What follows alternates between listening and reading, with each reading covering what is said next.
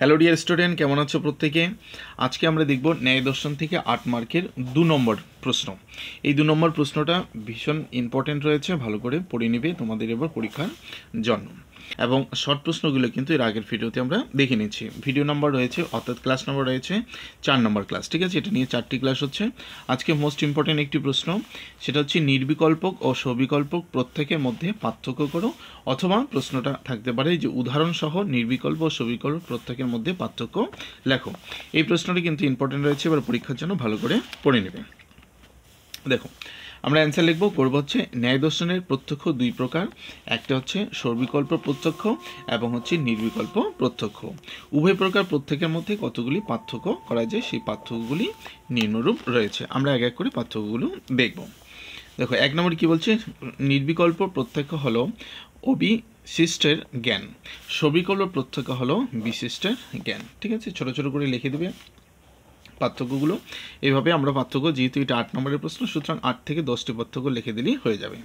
দেখো, নির্বিকল্প প্রত্যেকের অনুব্যবসায়ও সম্ভব হয় না। অনুব্যবসায় শব্দটির অর্থ হল স্মৃতি বা প্রত্যক্ষ জ্ঞান। সবিকল্প প্রত্যক্ষের অনুব্যবসায় সম্ভব, কারণ এইরূপ প্রত্যক্ষ স্মৃতি ও নির্ভরশীল। 3 নম্বর পার্থক্য কি বলছে, নির্বিকল্প প্রত্যক্ষ হলো অবব্যবসায়ত্মক বা অনিশ্চিত জ্ঞান। সবিকল্প প্রত্যক্ষ জ্ঞানকে বাচনিক আকারে প্রকাশ করা যায়। নাম্বার 4 কি বলছে, নির্বিকল্প প্রত্যক্ষের ক্ষেত্রে শুধু বস্তুর অস্তিত্বের জ্ঞান হয়, স্বরূপের জ্ঞান নয়। সবিকল্প প্রত্যক্ষের ক্ষেত্রে বস্তুর স্বরূপের জ্ঞান হয়। 5 নম্বর পার্থক্য, নির্বিকল্প প্রত্যক্ষকে প্রমা বা অপ্রমা বলা যায় না, কিন্তু সবিকল্প প্রত্যক্ষের জ্ঞানকে প্রমা বা অপ্রমা বলা যায়। 6 নম্বর পার্থক্য, নির্বিকল্প প্রত্যক্ষ হলো অব্যবসায়াত্মক বা অনিশ্চিত জ্ঞান, সবিকল্প প্রত্যক্ষ হলো ব্যবসায়াত্মক বা সুনিশ্চিত জ্ঞান। 7 নম্বরটি প্রত্যক্ষ কি বলছে, পার্থক্য কি বলছে, নির্বিকল্প প্রত্যক্ষ পূর্ববর্তী কোনো জ্ঞানের উপর নির্ভরশীল নয়।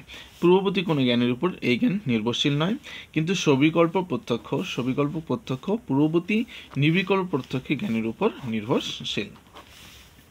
8 নম্বর, নির্বিকল্প প্রত্যক্ষের ক্ষেত্রে বস্তুটি আমাদের কাছে পরিচয়হীনভাবে ধরা দেয়। সবিকল্প প্রত্যক্ষের ক্ষেত্রে বস্তুটি তার নিজস্ব পরিচয় বহন করে থাকে। 9 নম্বর পার্থক্যটি কি বলছে, নির্বিকল্প প্রত্যক্ষের বিষয়কে কখনোই বিচার বিশ্লেষণ করা যায় না।